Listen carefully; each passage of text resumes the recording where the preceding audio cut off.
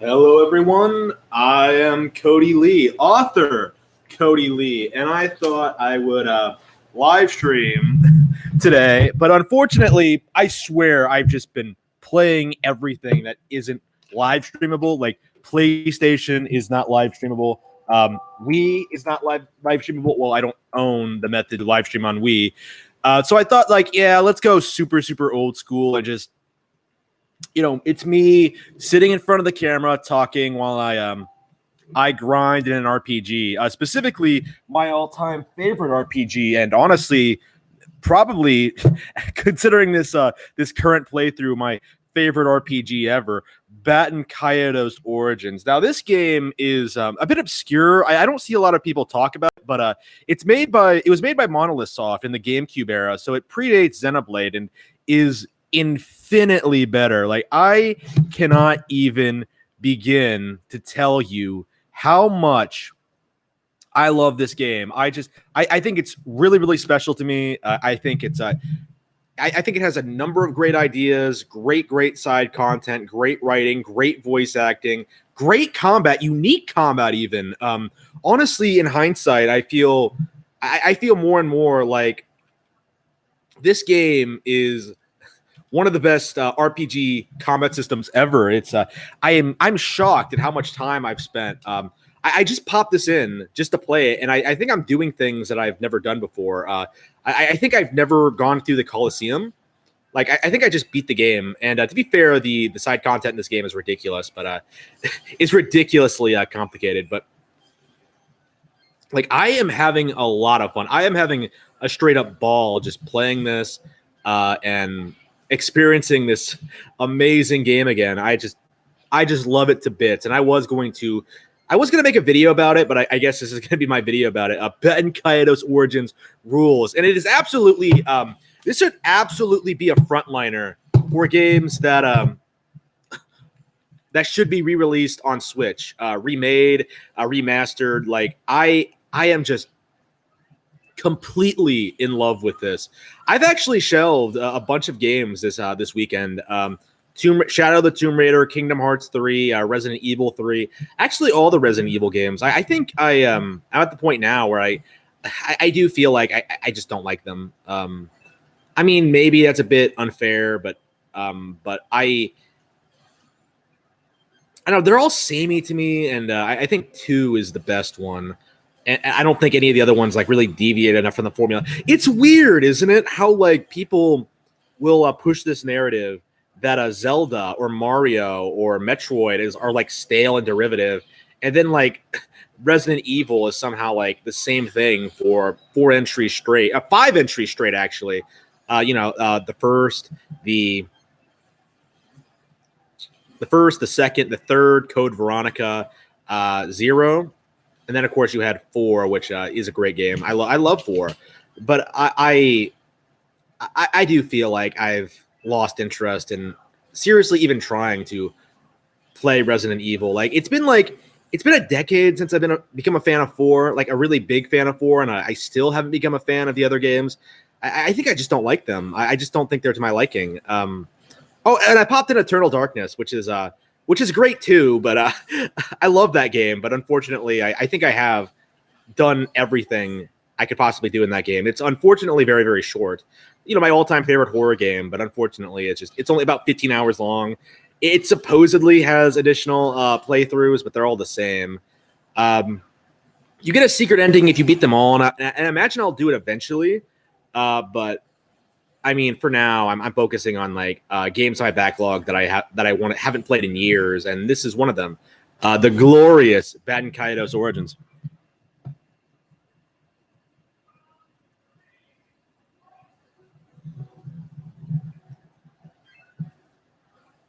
I'm wondering. Yeah, I watched the Terminator early today, the original, and great movie. I enjoyed it a lot. It was a lot of fun. I was like, I sat down to watch it, and I was just like, wow, I don't think I'll ever make anything this good. And that might be true. That might not be. Honestly, I feel like I'm becoming like a really bad critic of my own work. Because I thought it's really impossible for me to decide when I'm going to finish something and release it. Like I legit thought that I would be able to finish Dearly Beloved, my current project that I was working on in a couple of weeks. But like now, I'm not sure when it's going to happen at all. I realized I had to delete an entire chapter because it was awful. And it was like it was like a really elongated chapter too. It was the one that I like put in a lot of time and effort into when I first wrote the novel. And when I read it again, amusingly enough, it was the worst thing I've ever read in my life. It was like all over the place. Like there were so many plot points that didn't make any sense. I hated it. And so I thought it would be best to just delete the entire thing and start from scratch. Yes, I am starting chapter 6 of Dearly Beloved from scratch. The original chapter 6 will continue to exist, but I think the new chapter 6 will be radically different. I mean, I still have a copy of the original somewhere on my computer, so it still exists, but maybe I'll release it if people are interested. It's kind of interesting because the way things are looking now, I'm actually going to end up cutting out my favorite character, Raven, which I honestly would not have expected. I am very, very willing to sacrifice my personal preferences for the sake of like the overall story. So like Raven was like my favorite character initially, and now she's gone. Now I don't think she'll make a return, at least in this novel. I was planning a sequel that was going to feature her, and I think I'm still going to do that, but she'll be a new character rather than like a character you've seen before. So that's kind of a different. It's interesting. So I might have to rework that entire plot line. I mean, I'm still working on this plot line, so maybe I have the general idea for the sequel in mind. Honestly, it's probably more concrete than the original at this point. But because I wrote the original, I wrote Dearly Beloved so quickly that like it just didn't come together very well. All right, here we go. The Human Wave. They're about quantity over quality. At least that's my guess. Yep, I'm rooting for you, sir.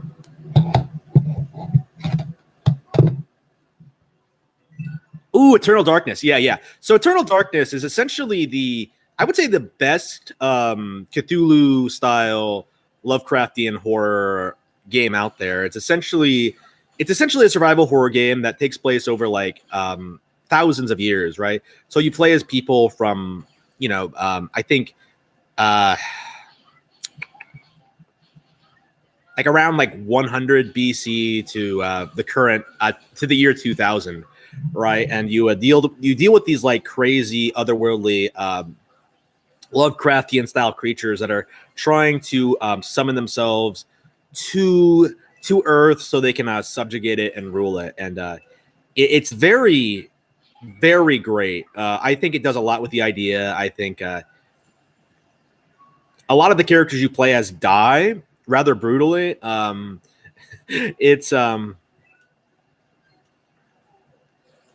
It's one of the best games on GameCube, honestly. To be fair, it's very short. One of my favorite games on GameCube. It's very short. It has its problems, but I really, really enjoyed my time with it when I played it. And I played it in like, 10 years ago, 2012, 2013, something like that. So it was about a decade old when I first played it. And it was already outdated then. And it must be even more so now. That's kind of the impression I got now that I've played some more horror games. Yeah, it is kind of outdated. Yeah, there's some stuff that's they rehash like certain aspects of it a lot, levels mostly, but then you get like other rehash elements, and that's kind of sucks. I really wanted a sequel, and I really do think they could do a lot with it, and I think the interest is there from the original developer, but unfortunately he's a complete hack, and unfortunately he's a really good example of the kind of arrogant developer who thinks they can like one up Nintendo, because this is a guy who deliberately did not develop for the Wii, right? After having great success on the GameCube, because he thought it was too underpowered, and so like he bankrupted his company, Silicon Knights, to try and develop for to try to develop for Xbox 360 and PlayStation 3. And now I believe to this day he's going out there trying to get this sequel made, trying to like beg Nintendo to like let him make it. And I don't think there's any interest there. I really don't, and I don't blame them. And I'm a fan of the game. Like Dyack is a complete piece of shit. Going by like everything I've heard, I have no optimism that like an Eternal Darkness sequel or spiritual successor with him at the helm is going to be any good. If anything, I get the impression that like Eternal Darkness was good in spite of him, but that's just my opinion. I might be wrong on that, but that's my impression. He's also like the only developer that I'm aware of that actually came out and supported Gamergate purely because Kotaku published an article like talking about all the bullshit he's pulled. So he was a developer that was trying to discredit gaming journalism because a gaming journalist went after him like about something he actually did. So it was like, I really, really. Again, I'm extremely pro Gamergate. I have always been adamantly like extremely pro Gamergate, right? I've always like come out and said like, yeah, game journalism is complete bullshit. Actually, I'm not sure. I wanted to bring this up in a video. Maybe I will at another point, but I wanted to bring up Eternal Darkness. I wanted to bring up how a lot of my all-time favorite games, right? Like Wario Land Shake It, this, a Little King Story, all those come to mind. Like a lot of those more niche, unknown, sort of obscure, sort of great Nintendo games. A lot of them don't have very high Metacritic scores. Like, you know, Wario Land Shake It has like an 81. I'm not sure what this has. I'm sure it's like in the high 70s or mid 80s. I don't think it's like it cracked 90. We would know it would be more widely remembered, I think, if it cracked 90. And you know, maybe I should look that up now since I'm live. But I'm in the middle of battle, and battle in this game is very, very action packed. Let's see here. Baton Kaitos. Oh, oops. Yeah, I wish I could show you the screen, but I don't have a capture card that works for like AV cables. If anyone could recommend me a capture card I could pick up, because I would love to stream some old GameCube games. This is definitely a game I would like to. Holy shit! A 75? One of my favorite RPGs of all time, right? You know, a game I've been playing for like years and years and years, right? One of my favorite games ever. A 75 on Metacritic. What the fuck? I hate gaming journalism. I hate it. Like, what the fuck? This is better than like see, I would say most Final Fantasies actually. 7, 6. Yeah, I like it more than 7, 6. I mean, I haven't played a ton of 9. Yeah, I like it more than 10 because it's good all the way through. The story doesn't have the same problems that 10 does. Yep, it has more content than 6. The combat's more engaging than 7. Yeah. I think all around, I prefer it to Final Fantasy, and even my favorite. What's my Dragon Quest? I haven't played all the Dragon Quest games yet, but you know, even though I love 7, even though I liked 4 a lot. I love Final Fantasy. I love Dragon Quest 4 so much. One of my novels, Eye of the Dragon, was directly influenced by it. As much as I love like Dragon Quest, I don't think I like it as much as this. I legit think this is better. Like this is a game that's truly made for like fans of the genre. It feels like it's so involved, it's so complex, it's so much fun to play. 75 on Metacritic. Really game journalists, really unbelievable. Like a lot of my all-time favorite games are in the 70 range. I've been noticing that, and people still say that there's no problem with game journalism after, you know, the weird conspiracy series revolving around like, I don't know, Sweary, like things like that. It's just the whole like Deadly Premonition 2 thing. Oh, here we go. Like, I mean, I think the public kind of understands that gaming journalism sucks. We just can't get rid of it yet. And we do need to get rid of it. Like, it is a thing that simply should not exist. Maybe I should just set that up here. Okay, let me switch back. Soul Calibur. Yes, I miss classic Soul Calibur 2, Nintendo era Soul Calibur a lot. I thought Soul Calibur 2 was one of my favorite. Soul Calibur 2 was one of my favorite games ever made for a really, really long time. It was one of my favorite fighting games for a really, really long time. I was playing it regularly until like 2010 or so, right? So several years after it first came out. So I love Soul Calibur. Oops, hang on, I already get this.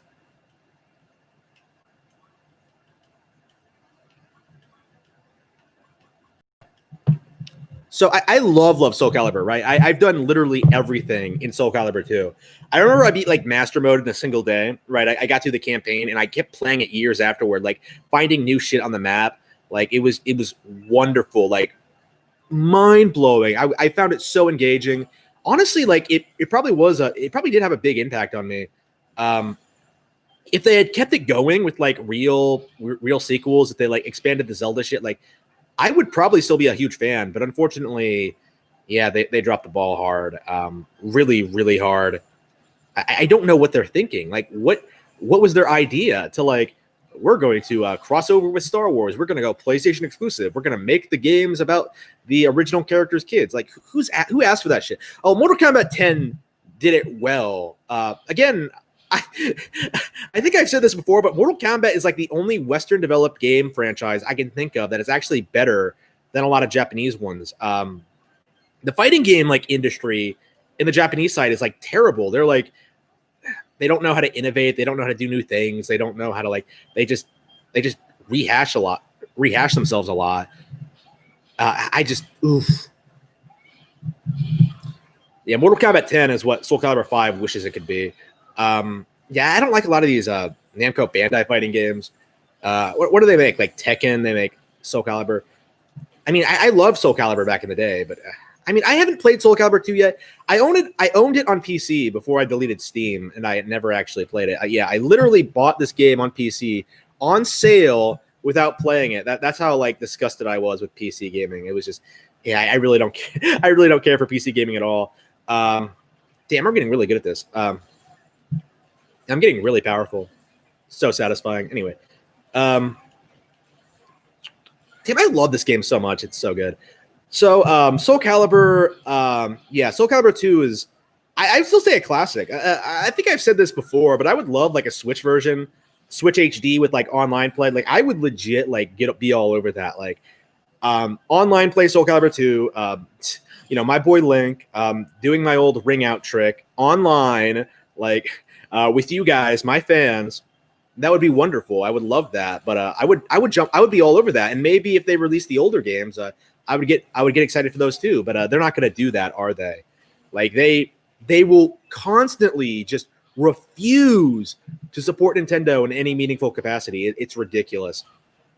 It really is ridiculous. Oof. And I really wonder how much longer it can continue in this era of like 100-hour games. Because I'm not sure if you've noticed, but Switch is still selling well this year in spite of like the lack of announcements.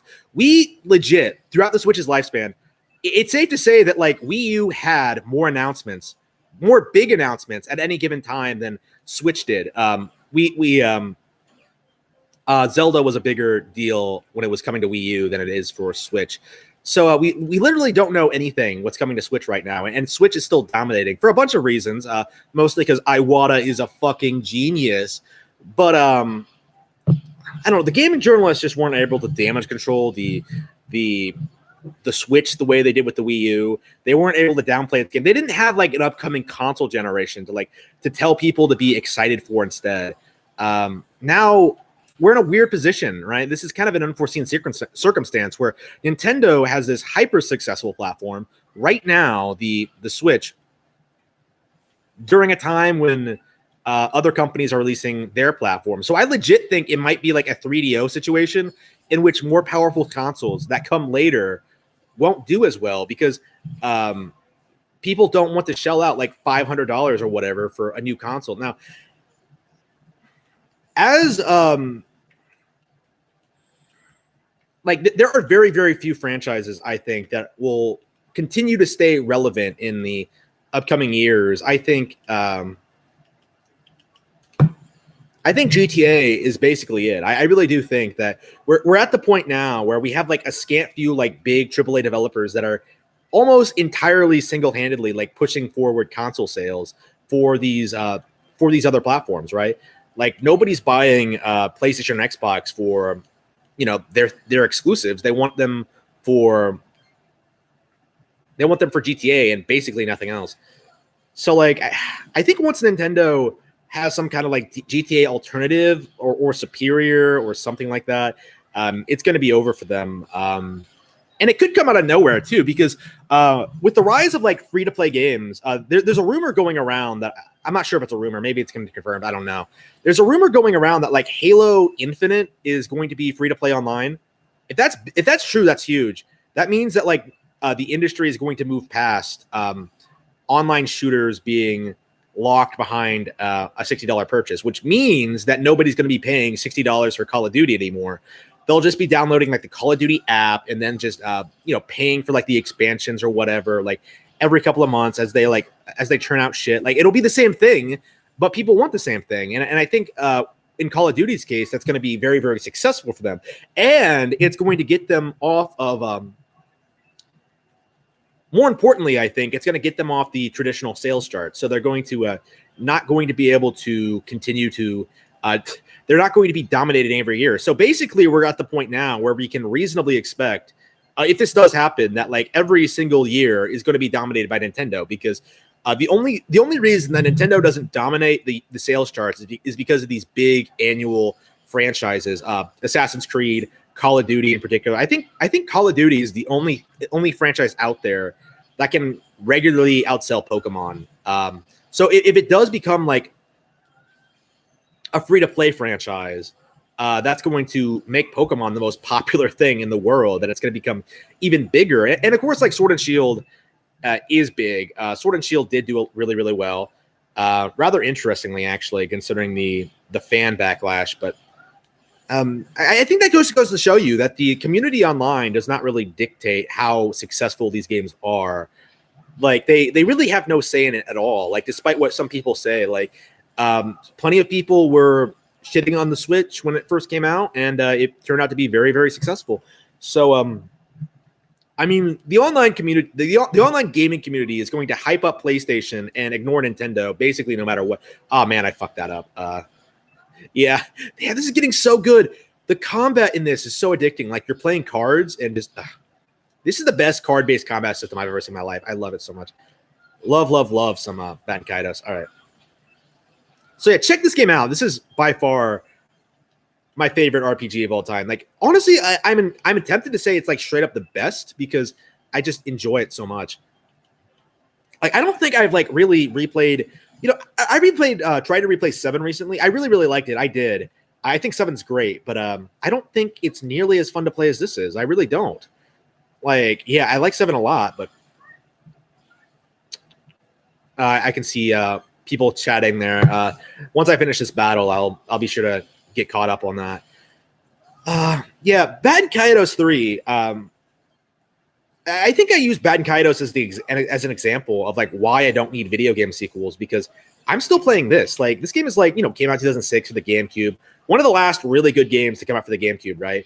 One of the last games I think I bought brand new for the console, and it was a great way to leave off on. I remember playing it like well into the Wii era. I don't think I beat it until like 2009 or so. Oops.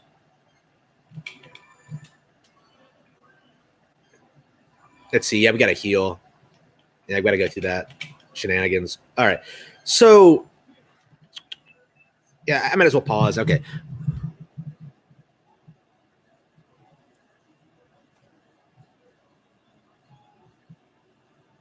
A real podcast? Yeah. I am thinking about making a podcast right now. It's just a matter of like, well, what do I want to talk about? I don't think I want it to be gaming related.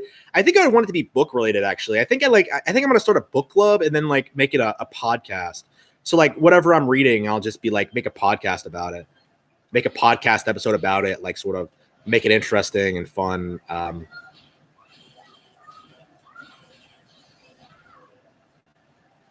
I mean, if I'd done that, that might have been a big deal. because like I read Axiom's End by Lindsay Ellis. I keep bringing this up, and I got a lot of views for the channel, and I'm wondering if like if I had been in the podcast sphere, like rather than the YouTube sphere, whether that would like have been more beneficial to me. Like if I'd like done a podcast review of it, like I don't know, like maybe I could have like invited Lindsay on. I don't know.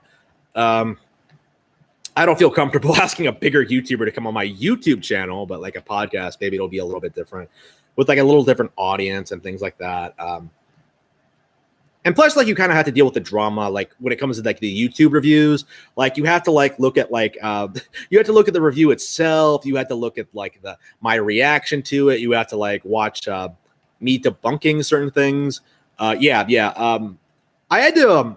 I actually had to like talk about the New York Times bestseller list when it came to Lindsay Ellis, because like her fans were like bragging about it, like, oh, she got on the New York Times bestsellers list. I had to like point out like that's not impressive. Like it's not a thing that's like hard to do. Like if you're in like the in crowd, if you're in like that circle, like you're gonna get on it. It's not difficult.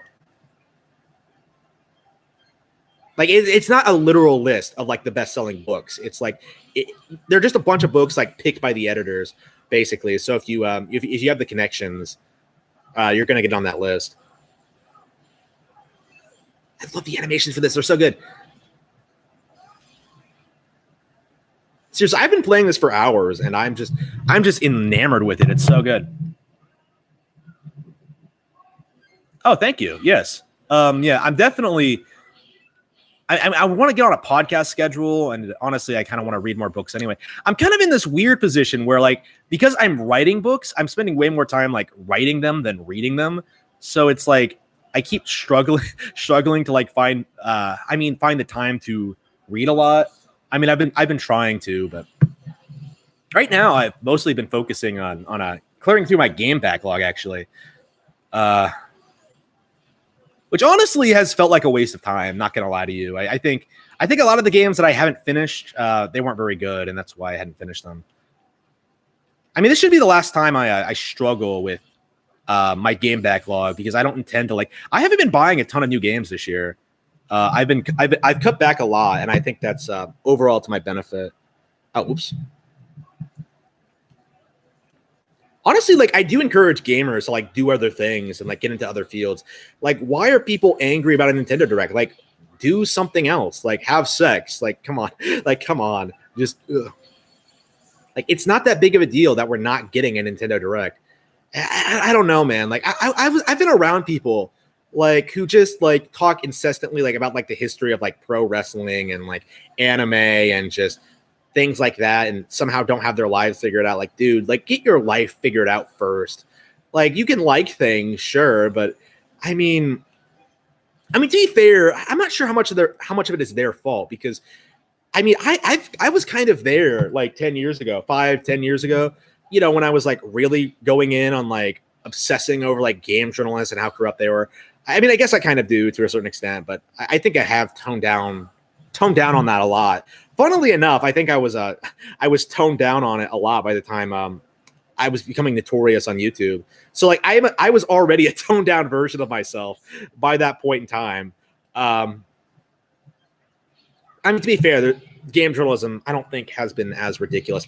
People are like more willing to call out game journalists for their shit today. I feel like people know that they're full of shit.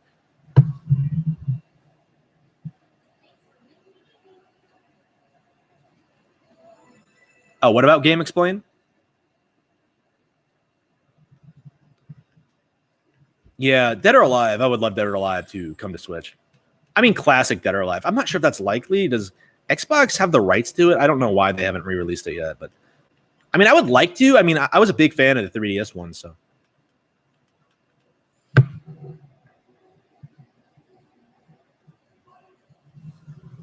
Let's see.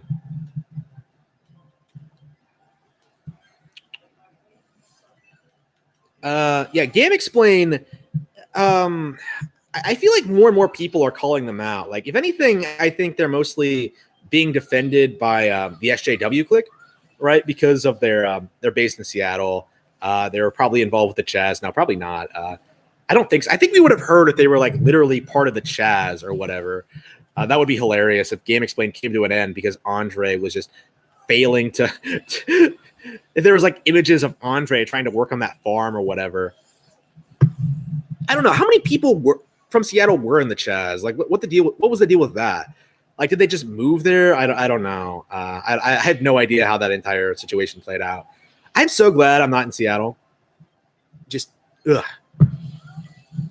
It's just ugh. I've had like. Okay, so basically, like every girlfriend I've ever had seems to want to like move to the West Coast, right? So I do have ex-girlfriends who are in the Seattle area, right? And it's weird that like I think they were probably involved in that situation. Weird. I mean, shit, I dumped them for a reason. So for reasons like this, because they're fucking dipshits.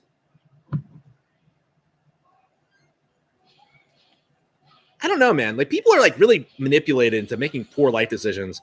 Like I personally, I've noticed this about like a lot of these communists. They're jealous of like rich people. They don't want to get rid of them. They just want to be rich themselves. Like that's kind of their idea of like communism or socialism or whatever. Like, oh, we'll take the wealth and we'll redistribute it so I can afford like nice cars and shit like that. And it's amazing to me how often these people will like struggle to pay their basic bills, but will be driving around like some, I don't know, like some expensive, really nice car or whatever. Like I knew a guy, I worked with a guy, right, who had this like gorgeous, like blue sports car. And then like one day he came to work and he was just like, guys, I can't fucking, he was like crying. And he was like, guys, I can't pay for my car. I had no idea. Like I legit thought like, these people like had some like rich parents or something like that who were like taking care of this thing.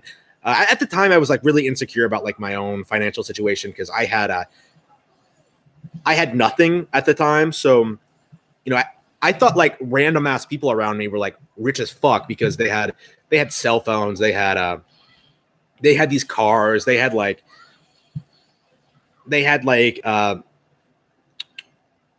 all this shit, right? They were spending all this money on all this shit, right? But then like they say shit like, "Oh, I'm not going to be able to pay rent this month," and I'm just like, "What? How? Like what the fuck? How in the world can you not pay? How in the world? Whoops.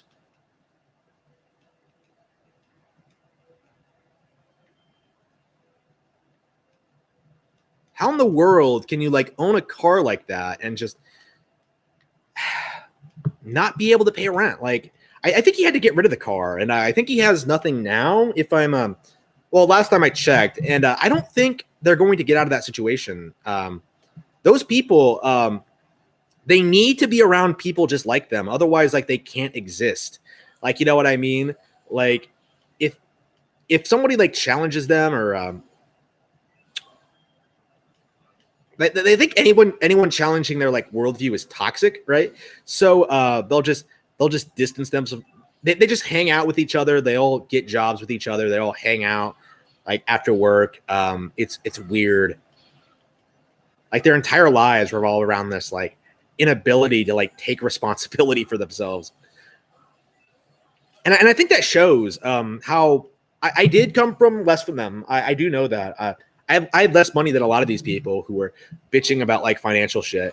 And now I'm better off than them. And I will continue being better off than them going forward. I have everything paid for. And I mean, I have a real career and like skills and stuff like that. That's not going to go away. And like I saw like a study a while back. I'm not sure how relevant it is. Like something like 92% of like Antifa protesters are like unemployed 30-year-olds who live with their parents. Like that I 100% believe that, because that was absolutely the kind of people I was around. And I can tell you, like, yeah, they have no idea. They have no idea. Like, they never learn how to like succeed. Like they never learn like skills. They never learn how to make money. They never learn to like to manage money. I think more importantly, because I think like they make enough to get by. They were making what I was making, and I did all right. It was just fucking commies, man.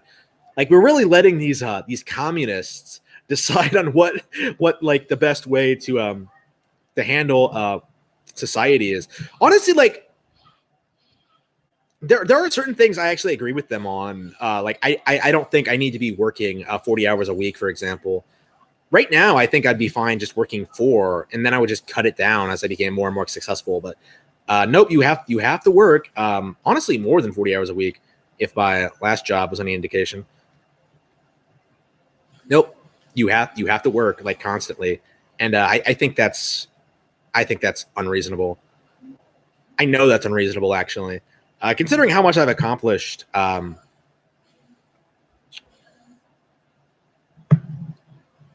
much I would be able to accomplish if I wasn't like made to work like that, forced to work like that, I should say. Here we go.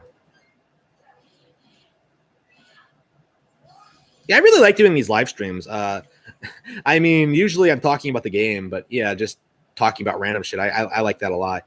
And I'm not sure how much fun this game would be to watch anyway. I'm just grinding right now. Good old GameCube. I'm actually playing on the Wii, using a Wii U era GameCube controller that was made for Smash 4, which I've had no problems with. I think I've heard complaints about them before, but I think it's satisfactory. I've used it for like Eternal Darkness. I've used it for other things. Right now, I think I only use my GameCube for like Odema because of how the microphone is handled. It's just more convenient to use. I think Odema, yeah, Odema.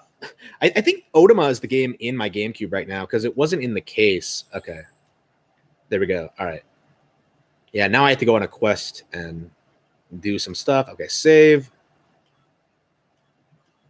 Yeah, I've been playing this game for 88 hours.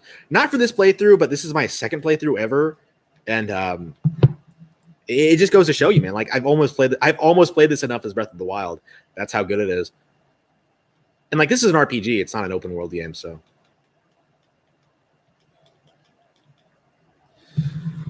All right, we're moving around so I can chat.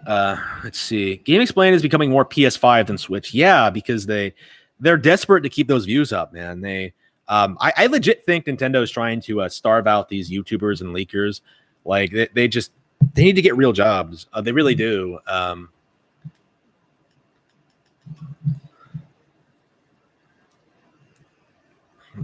I mean, there's a reason like Arlo is so upset about like Nintendo not.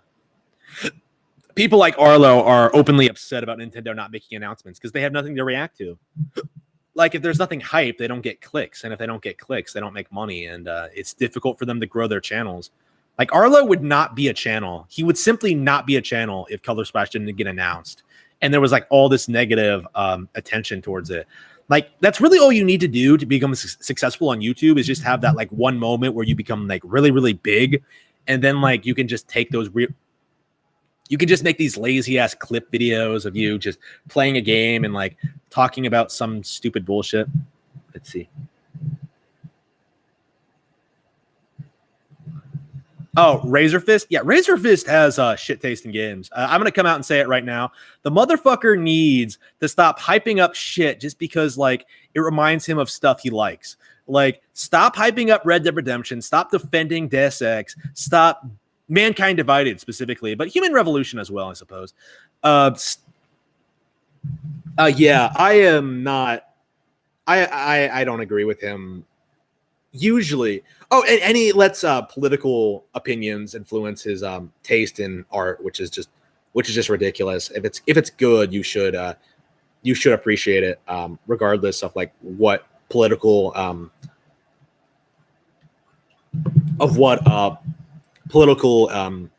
opinion the creator holds. I see him doing a lot. Oh, sweet. Yeah, we can rise a class. You've risen a class. Okay.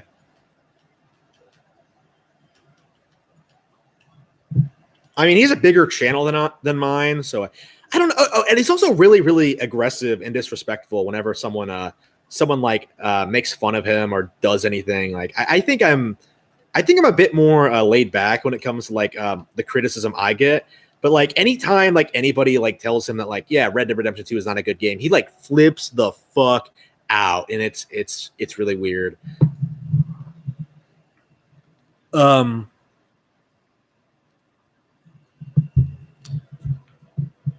I think he's too consumerist, honestly. I think he's too obsessed with like, oh man, wait.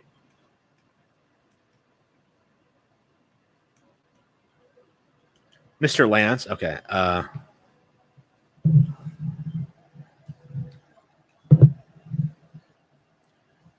Yeah, I don't know, man. I don't get along with most people, so I mean, me not getting along with Razorfish shouldn't be that surprising. I don't think there's a single YouTuber I would get along with, like at all. Like at least not any in the nerd sphere or like things like that. I don't know. I don't know what like outside the nerd sphere is like because I've never actually. It's really amazing how little I actually know about like YouTubers outside of my demographic. Like I don't watch these people, right? I don't care about them. I think they're like jokes. Like I don't respect them. Like again, I'm focusing on like gaming YouTubers and talking about like, oh, they're taking money from gaming journalists. They're trying to like push agendas onto people. They're trying to defend The Last of Us Part 2. Like that's really important to me. But that's more an extension like to the whole game journalism problem. Like Girlfriend Reviews came out and like tried to present that narrative that like I really like Last of Us Part 2, guys. Like, no, you didn't. No, you didn't. You're just being paid to defend it. And like they're really trying to like play that off, like oh we're not literally being paid. Where's my money, Neil? And it just everybody knows, like everybody's aware, like everybody. We know how this works. We've seen this play out several times. We know that Last of Us Part 2. We know The Last of Us Part 2 is bad because people have played it. Like that's all there is to it. Like it's not some like new release anymore. It's not some conspiracy. Like it really is just a bad game that people do not like, and people don't like critics obviously defending bad media for political or financial reasons. It's just yeah. Last of Us got, if anything, I think The Last of Us 2 didn't get enough flack, to be honest with you, because I don't think they really they talked about the gameplay at all. Like honestly, from a gameplay perspective, I don't think The Last of Us Part 2 is any worse than any other Naughty Dog game, going by what I've seen. But like I think the other Naughty Dog games are fucking awful. Like to me, I find it really weird that the last straw for a lot of people was political, like in nature, rather than like just the decline in video games. You know what I mean? Like a lot of the games Uncharted was awful, right? Uncharted was terrible, and most people just don't. Oh, whoops, that was a guard. I thought that was the guy I was supposed to be escorting. All right, shit. Like people should have been more critical of Naughty Dog years ago, and I hope this is like the beginning of the end for them. I'm not sure if it will be, but I mean, I think if PlayStation ever leaves the industry, that'll be the end of the narrative that they're one of the best developers out there, because they're really not. They never were. They never will be. I find it weird, like the sheer amount of like PlayStation YouTube, Twitter accounts, like who will like come out and declare like, "Oh, Sucker Punch, PlayStation has the best exclusive lineup out of any game console." Like, no, they don't. No, they don't. Like, what the fuck are you talking about? What are you smoking? Are you delusional? Like, here's the reality. If you pay for Nintendo Switch Online, you get better games than the entirety of PlayStation's entire lineup, like throughout their entire generation, right? You know, their entire like existence. Like you'll get better games for free simply for paying for Nintendo Switch Online. That's how big the gap in quality is between Nintendo and PlayStation. It's ridiculous. It's absurd. And PlayStation fans just don't play Nintendo, so they have no idea just how great the gap in quality actually is. Like, you have to be like a motherfucker like me who spends like hundreds of hours playing all of these games only to realize that, wow, these are all awful. It's just absurd. Oh, by the way, I've actually I got my PS3 back today. I played it a little bit. I played some God Hand, which was great, and I went through some old games, and yeah, I put it away. It's shelved. It's up. I don't think I'll be dragging it back out unless I want to play some God Hand, which should be soon. I mean, I love God Hand. That's one of my favorite games of all time, right? Like, it's a great game. But I mean, I'll just buy it on another platform, honestly, at this point. Oh shit! Am I really getting demolished by these things? What the fuck? Wait. How the fuck did that happen? Wait. I'm getting raped by these. How did that happen? These random ass things just curb stomp me. Ugh, disgusting. Oh, for Tanga Plays, yeah, a lot of PC gamers don't like me talking about the death of PC gaming. Yeah, I'm aware of I don't know, some of those videos. Yeah, I think PC gaming is dead for sure. I'm not trolling. I'm not being hyperbolic. It's basically dead.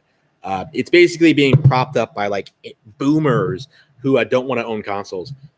And I think as Nintendo becomes more and more popular, that's going to be an impossible thing to maintain.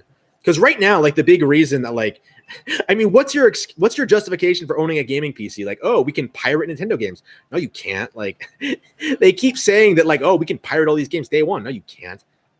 And like, besides, the developer isn't making money off those games. So once like, even if you could emulate them, they're just gonna crack down on it, and then like you won't be able to play all of them. You know what I mean? Like, if you like one Nintendo game, like there are like a bazillion more you won't be able to play on PC. Like it's just simpler and easier to buy the console. Like, PC gamers don't like to admit it, but it's true.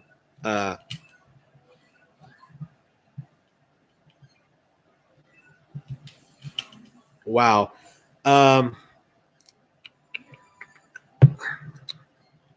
So yeah, I mean, the only time I ever really see people talk about like PC gaming these days, it's when a PlayStation exclusive comes to PC. That's it. Like, and it's mostly just to shit on like PlayStation fans. It has nothing to do with PC gaming. Nobody's buying Persona on PC. Like, people just like really hate Sony fans. Like, they're just obnoxious. Everyone hates them. It has nothing to do with like the PC gaming. Right now, the developers are trying to like keep themselves off of Nintendo hardware. They're trying to keep people from like asking like, well, where's the Nintendo version of this? Shit. I'm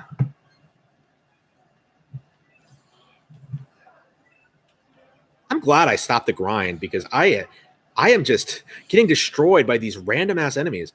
Okay.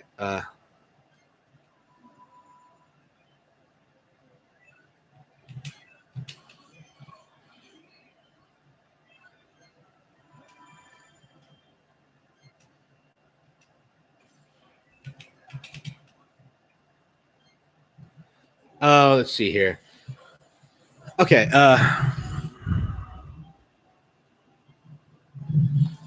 Yeah, SNK Heroines is awful. I'm not a fan of that game at all.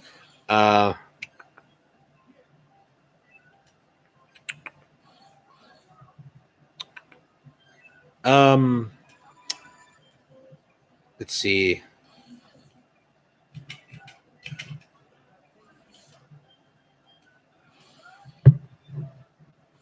So wait, what? I'm trying to think of what else to talk about when it comes to gaming. What do I expect to see? I guess, I don't know. Like, Xbox. Okay, I think Xbox Game Pass is basically going to replace Steam. Like, I think people are just going to, buy the Game Pass eventually, stream their games, download their games through that, however that works, and then just not download Steam anymore. There won't be a reason to. And all these other subscription services won't take off. Honestly, like, Game Pass won't be that popular, but it should just attract all the people who want to play everything that comes out. I mean, I don't think it's a good service, but I think it sort of has this.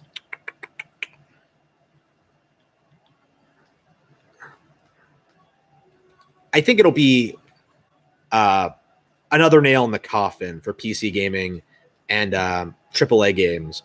I don't know what developers are thinking like with this. Like, do they really think people are going to continue playing games on like Game Pass? Like, I don't think people are going to play them on Game Pass. Like, if people have access to like the better shit, like they're just going to play the better shit.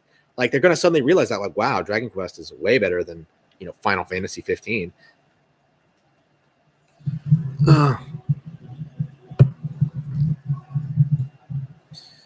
Okay.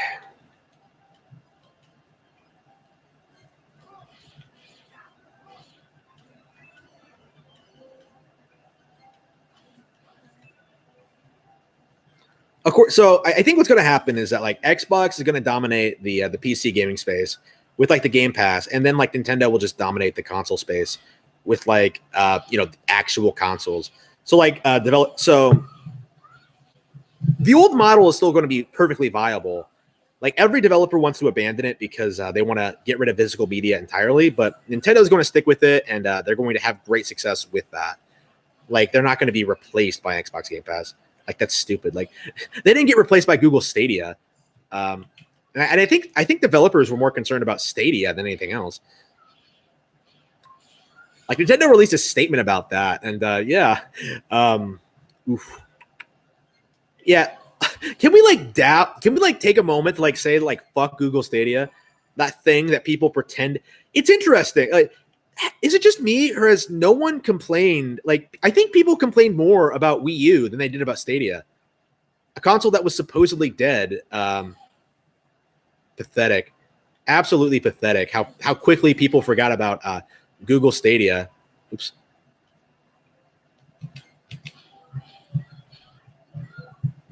Like people should be like, that should be considered one of the biggest gaming failures of all time, and yet somehow it's been almost completely memory hold, even though it's like awful. It's like it's ruining all these games. Like it was like this completely pointless deal. It's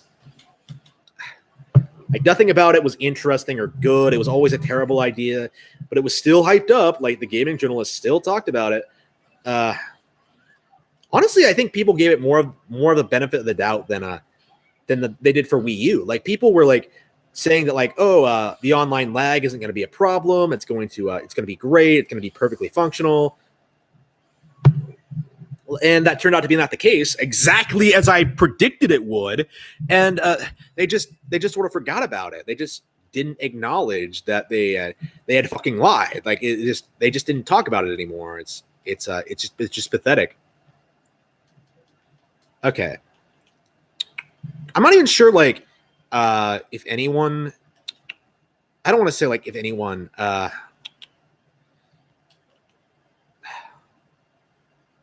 Google Stadia is still a thing that exists, and I've never heard anyone bring it up like outside of context. Like once it came time to stop talking about it, it's time to stop talking about it. It's time to move on to the next new shiny thing.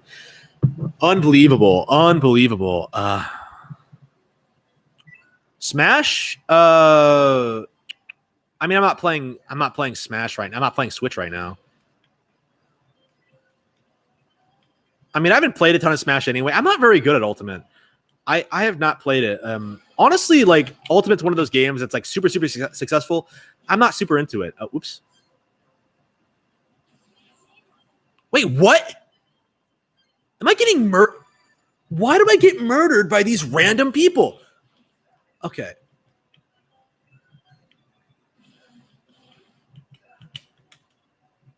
Why are they Wow, this game is just brutal.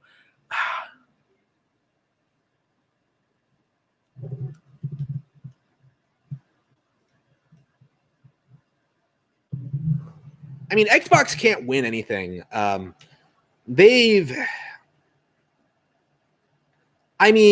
What you have to understand is that the more powerful consoles, that doesn't mean they're more successful. That has never meant they're more successful. it just means they're more powerful and they're more expensive. The only reason Xbox and PlayStation were ever able to compete with Nintendo is because they have multi-billion-dollar corporations behind them. That's literally the only reason. Like, they would not be able to compete with Nintendo, like, if they were on equal footing. If like Nintendo was as big as they were, if they were smaller, Nintendo would have completely destroyed them. In a lot of ways, they have over the years, in spite of their size. But I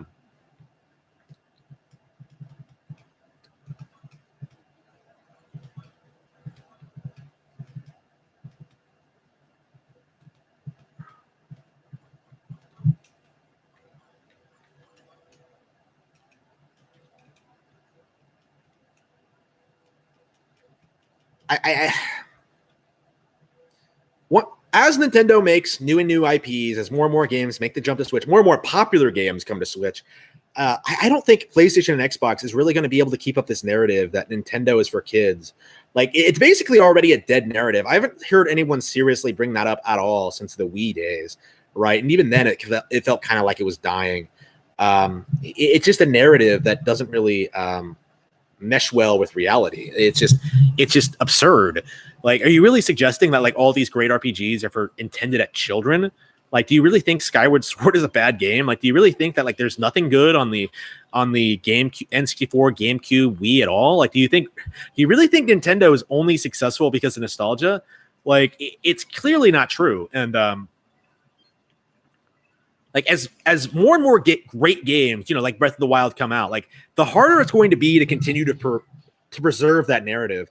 Like, even now, it doesn't really make sense how much attention Witcher 3 gets compared to Breath of the Wild. Like, Breath of the Wild destroyed Witcher 3 in quality and I believe sales. Well, they give away Witcher 3 for cheap on digitally on their online platform. So I don't think Witcher 3 has sold nearly as well as they say it has.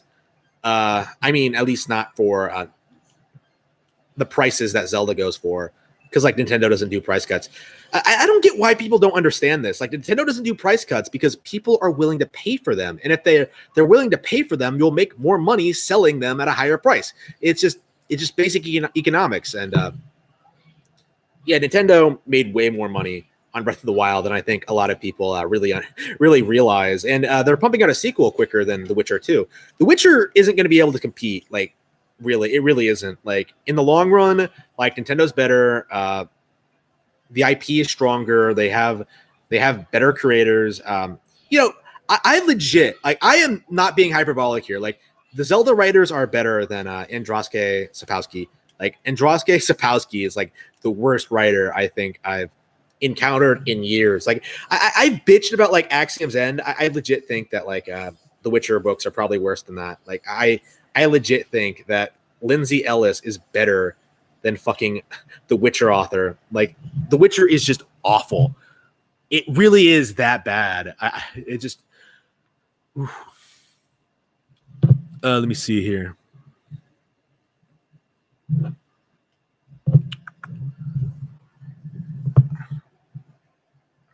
Like, do you really think people 5 years from now are still going to be talking about how good Witcher 3 was? Like, no. The only reason people have stuck with it this long is because they've had nothing else to play on their consoles. Meanwhile, Nintendo fans are like playing Zelda. We're playing Mario Odyssey, hype for Metroid Prime 4, Shin Megami Tensei 5. Like, you can't keep having that many great games come out in that comparatively short of a time span and expect like people to still be interested in The Witcher. You know what I mean? It's only a matter of time until people start gravitating back to Nintendo. And again, the only reason they haven't before is because of propaganda, game journalist propaganda, which I have to remind you does exist. Just look at like the amount of people, Colin Moriarty, like defending shit like Days Gone. You know what I mean? Like trying to get people interested in like Ghost of Tsushima. Ghost of Tsushima came out, by the way, and I haven't heard anything about it from anyone. Maybe it's because I've been busy, but I haven't been looking up any information on it. It feels like another Days Gone situation, man. I don't think it's successful at all. I think the narrative is like, oh, it's super successful in Japan, but I mean, whatever. It's super successful in Japan for like a Western game. I think that was like the hype mindset behind it. It just,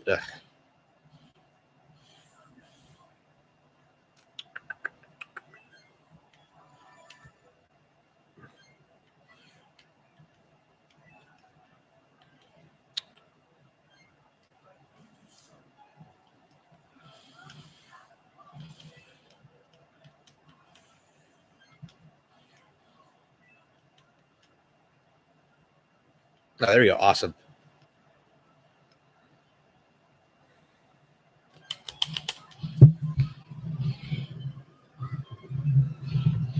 Yeah, most game journalists are like soy boys. Colin is like, I don't know, a libertarian or some shit. I mean, I thought he was a libertarian. I don't know what he is exactly.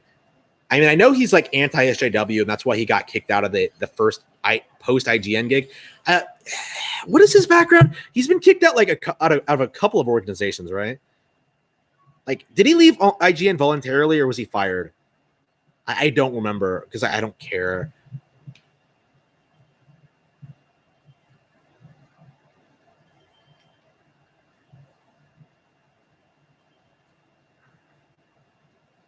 I mean, I'll always and forever make fun of him for that like hilarious PlayStation Vita article, which I think just really. Oops, hang on. I think that just really emphasizes just how delusional these PlayStation fanboys are, where they legit seem to believe that, I don't know, PlayStation is set to succeed no matter what, and Nintendo is doomed to failure. Like 3DS versus Vita was like the biggest curb stomp I've ever seen in my life. Like nobody prefers the Vita over the 3DS, and yet here Colin was like trying to pretend that like, oh, Vita has so many great games, guys. Yeah, where are they? Like shit. Oh yeah, I am playing Batten Kaitos Origins. One of my favorite RPGs. Unfortunately, it's on Wii. I'm playing it on Wii, and I don't have an opportunity to stream it. I don't have the ability to stream it. It's great. Do I need to like? Do I need to segue into that? Yeah, please buy Batten Kaitos Origins. It's wonderful. Yeah, instead of like sequels to this, we get like endless Xenoblade remakes. It's just awful. Yeah, we've gotten 3 Xenoblade remakes before we've gotten 1 remake of this. It's just really.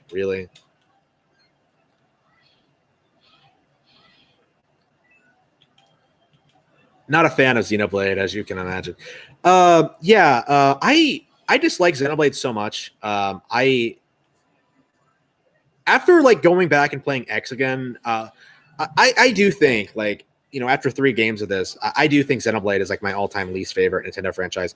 I can't think of a single IP that has frustrated me more than Xenoblades. Maybe Kingdom Hearts, but like at the end of the day, like Kingdom Hearts still has like that first entry, right? That first really good entry.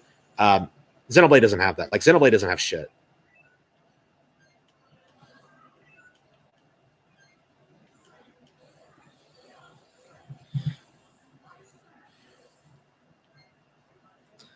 Oh yeah, Kingdom Hearts 3. Yeah, I did play Kingdom Hearts 3, didn't I? Wow. Yeah, and I dropped it just as quickly. Like I got 5 hours in, I did drop it. I can't play it. Like that game is just pure shit. Like I don't think I made a video yet. I mean, I was going to. I think I wrote down. I don't know. Should I go on a rant about that here and now and not during the damn, I hate Kingdom Hearts 3.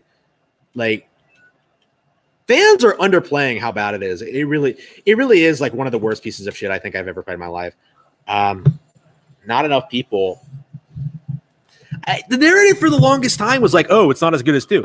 Bitch, it's not good, period. Like, there's nothing good about this. There's nothing redeemable about it. I'm a diehard fan of the original, okay? I've 100% of that game, okay? My absolute favorite game on PlayStation 2, all right? Probably, now, God Hand might be better. I don't know. No, I think I prefer Kingdom Hearts to God Hand. Like, I love Kingdom Hearts 1, okay? I think it's disrespectful to the original that so many people keep propping up this franchise in hopes that like someday it'll return to its old glory, like its old Squaresoft days. But no, people keep enabling it, and I don't know. I think a lot of that died with like the release of 3. I think people have been way more critical of 3 than they have been of past entries. But I think it needed to go way further. Like I think people need to be saying that like this is downright unacceptable. Like there should have been like major controversies over how bad Kingdom Hearts 3 actually was. But like no, because it came out and because it had a couple of new Disney worlds, people didn't complain. Just unbelievable.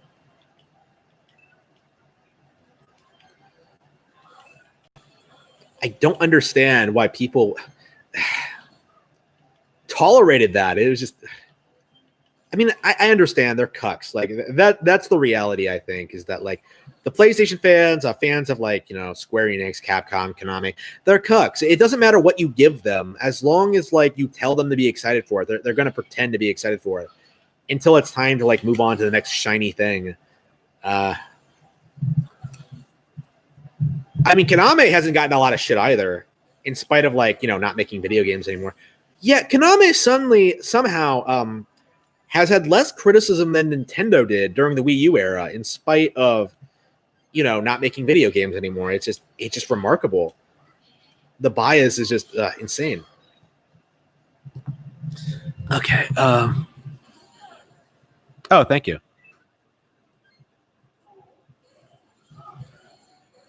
Yeah, it's normal to disagree with people and stuff. I would say.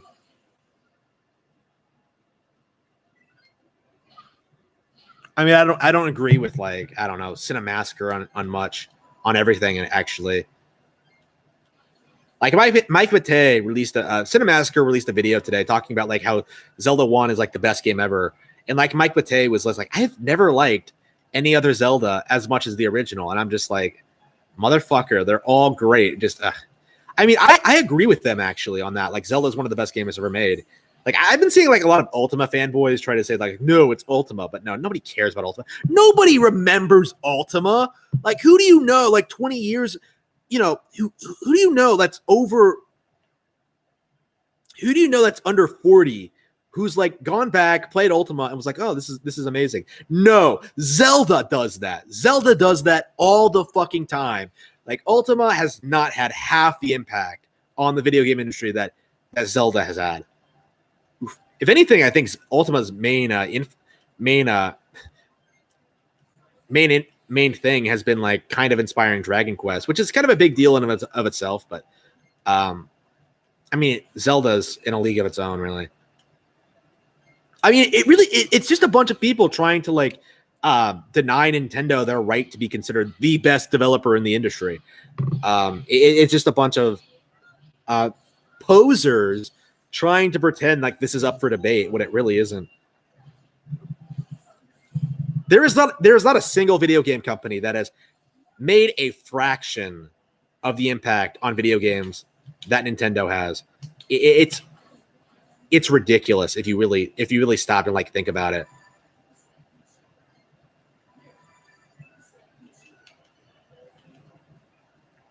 Like everything bad you've ever been told by Nintendo, it's basically just propaganda. Like it really is. Like it's meant to like justify other consoles. You know what I mean? Like Sega, what was their thing? It wasn't like they weren't talking about their great games. It was Sega does what Nintendo don't. And like, PlayStation took that and ran with it. Took it to its logical extreme. And now we are where we are today, where people just don't care anymore. I mean, there's only so much you can do to like shame someone for liking something they're not supposed to like. It's just eventually they're just going to be like, yeah, okay, whatever. That's basically what happened with the Nintendo is kitty argument. Oops, here we go. I've been talking about that a lot lately. I think it is because, I got into PlayStation actually with this game around this time period. I was trying to play more PlayStation games. I was looking for new ones. I was willing to try new consoles, right? For about 5 years, I was like, experimenting with shit. Games like Sly Cooper, Jak and Daxter, Infamous, Uncharted, and by like 2013, I really realized just how much I wasn't enjoying what was offered here.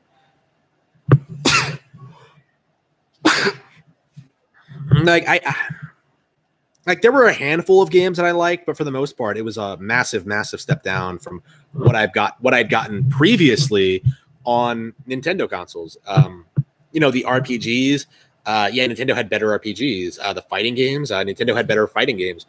Like basically, what I was seeing is that like it was the PlayStation fans. Okay, so you either own like both a Nintendo console, you either own like a Nintendo console and a PlayStation, or you just own a PlayStation. Like, so obviously, like the people who were like saying all this shit, like, oh, Nintendo's kids shit, like there were people, these were people who weren't playing the games that were available on PlayStation. Like, other than maybe Metroid Other M, I didn't hear these people like seriously talk about any upcoming Nintendo game, like not the Super Mario Galaxies, not the Zeldas, not the Skyward Sword, not the Wii Sports Resort, not the Sin and Punishments. Like, it started with me like defending Nintendo. Like, it started with me saying that, like, well, I really, really like Super Mario Galaxy. I like Super Paper Mario. I like Metroid Prime 3. I like these things. It started with that, and then it sort of escalated into like this realization that like these people have no idea what they're talking about. And more than that, actually, they had no desire to like discover new things. Like, it was just, they just wanted to continue living in their sort of existing in their sort of bubble, to put it in the simplest possible way. Oops.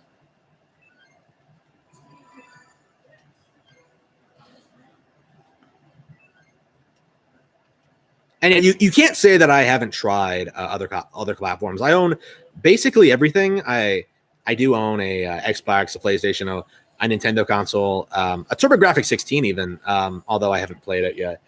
Yeah, I own a TurboGrafx 16 Mini, and I still haven't played it yet because I've been so busy with other things. It's still in its box, but I'm definitely gonna play it one of these days. I'm curious whether it's actually good or not.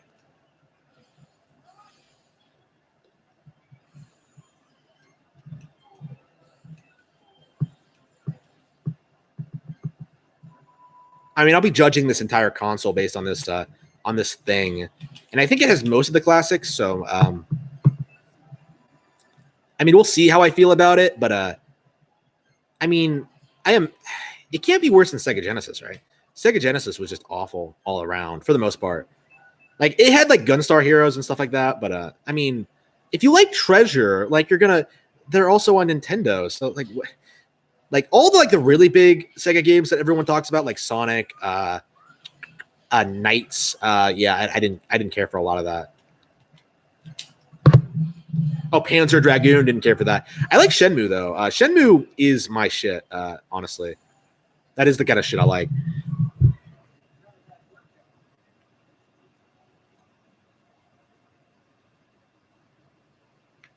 Oh, I don't forget about the chat. I'm just playing an RPG. It's a very action-based RPG, so I'm just watching it.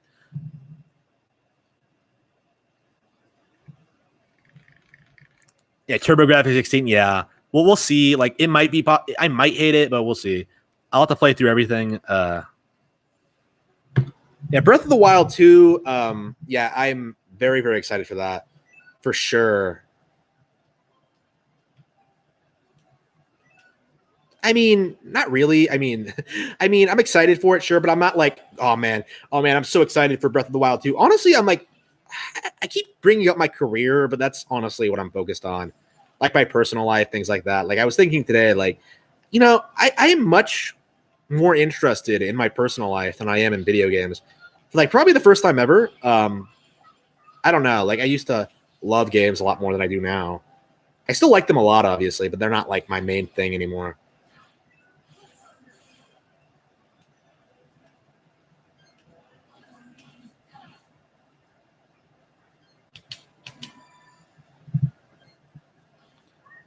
Yeah, obviously, check out blackcatbooks.org. Check out my books. I would really appreciate that. And I also blog about like gaming occasionally. I talked extensively about like The Last of Us Part 2. I think was my last article on Kingdom Hearts 3. Oh, the Kingdom Hearts franchise. Yeah, I was talking about like how bad it's gotten over the years. Yeah, that was the same kind of content I talk about on the channel, but in written form. So it might be interesting for you. Oops.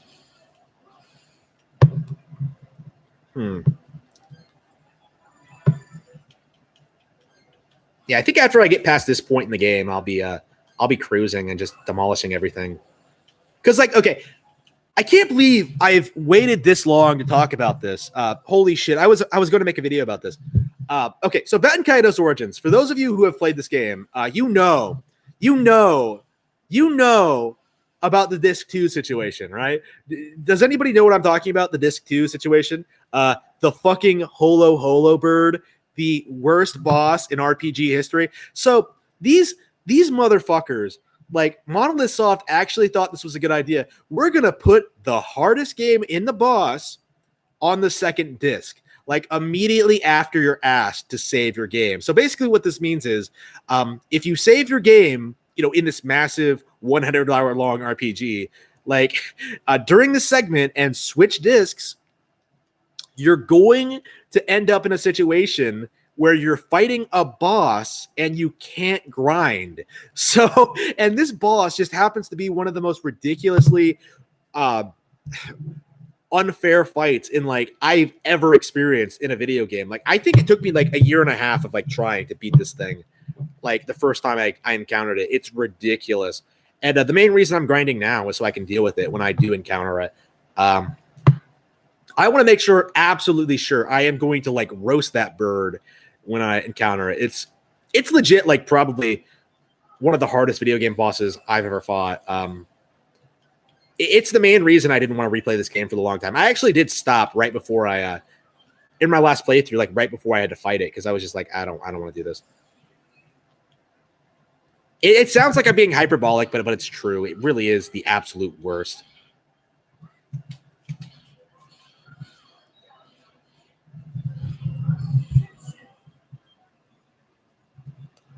Yeah, I don't like the first Batten Kaitos. I love Origins, the sequel or the prequel.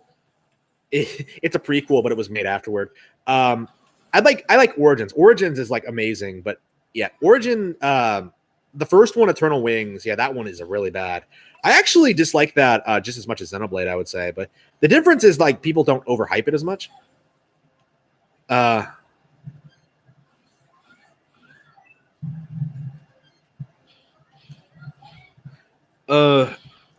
mean, there's still like some hardcore fanboys of the original who say like, oh, it's way better than Origins. I don't know why, but they do. They try.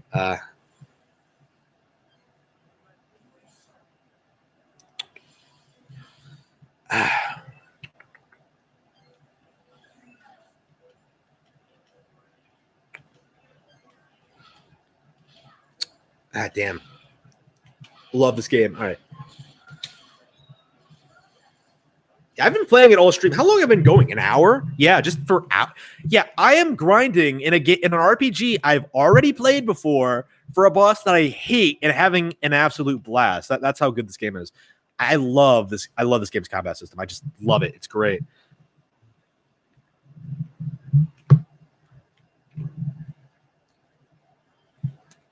Yeah, level 26. Yeah, okay, we're all good.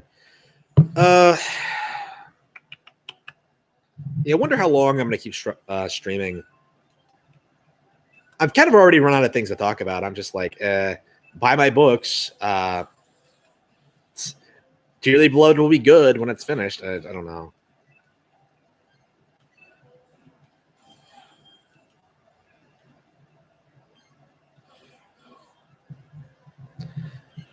Let's see here.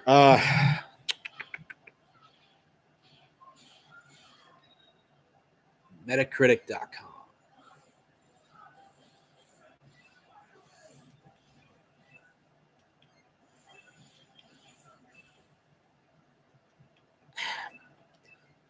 If I do the Holo Bird on stream, I'm probably gonna freak out if I have to go through that cutscene again.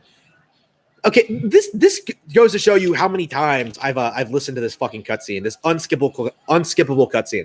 I legit think I can recount that entire exchange like word for word. A Holo Bird. I mean, to be fair, the voice acting is amazing, and I'm surprised that like it's not a meme of some kind. Maybe it is among fans. I don't know if there are any Batten Kaitos memes.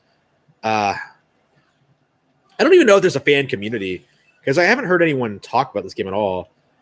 I mean, other than like the hardcore Eternal Wings fanboys who shit all over it. God damn. Why are these guys so strong?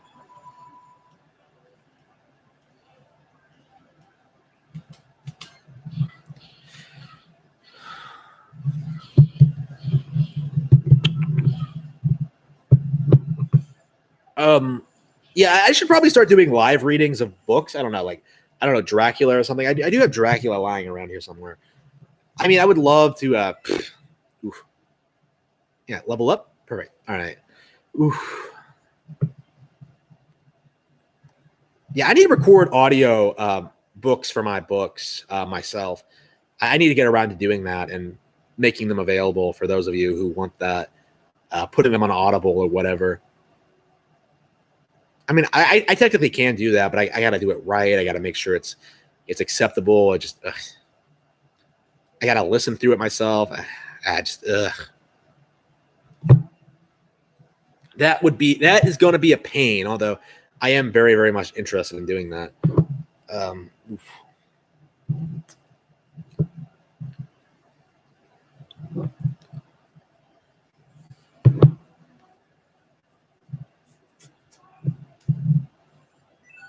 Yeah, I do think I remember like being really surprised with this game when I beat it for the first time. Like how easy it got. Like after the fucking Holo Bird, like it's just after you do this, like you could basically do anything. If you get past the Holo Bird, you've basically beaten the game, even though it's like only about halfway through.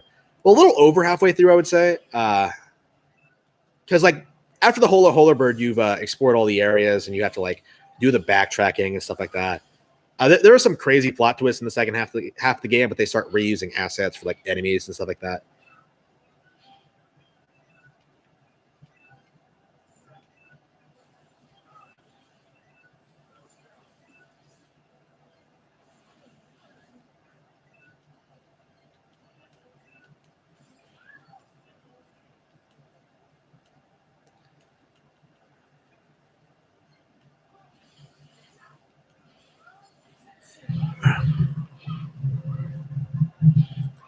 Oof.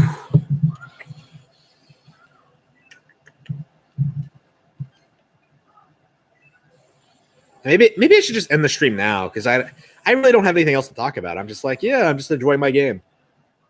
I think that's good enough. I had a good stream. I enjoyed talking. It's I mean, people like these streams.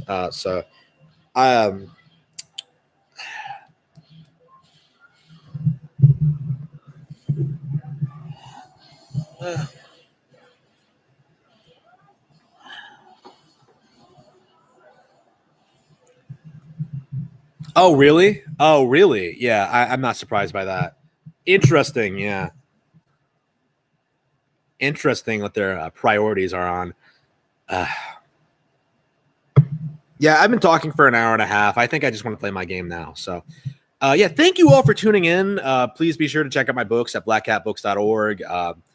I'll hopefully be able to get back and start streaming actual gameplay footage next time. So maybe we can do a 5-hour stream or whatever of gaming, of real gaming goodness. So until then, I will see you all next time. Thank you for tuning in. Thank you all.